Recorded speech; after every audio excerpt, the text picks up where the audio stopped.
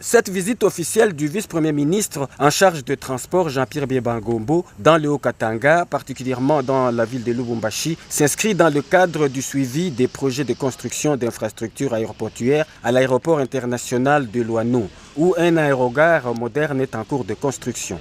Après son accueil par le gouverneur intérimaire Martin Kazembe Choula, accompagné de la ministre provinciale des Transports ainsi que de quelques cadres de la régie de voies aériennes, le vice-premier ministre s'est rendu sur le site de construction du nouvel aérogare à l'aéroport international de la Loano où il a procédé à une inspection des travaux en cours. Sur place, les travaux évoluent normalement. L'entreprise Souma s'attelle au tissage de la natte de base et au coulage de béton de la fondation.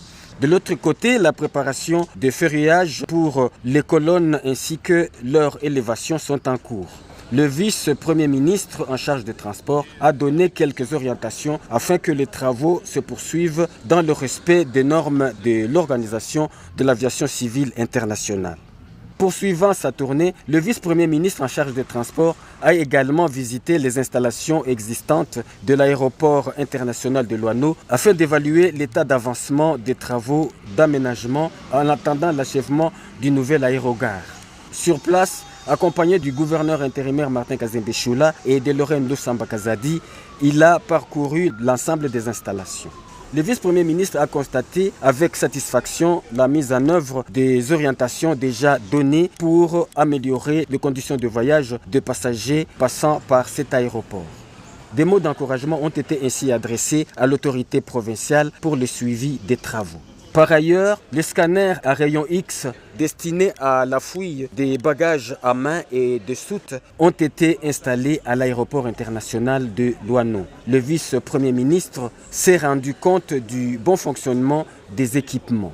Tous ces aménagements visent à assurer le respect des normes internationales en matière d'aviation civile et à améliorer la qualité des services offerts aux usagers.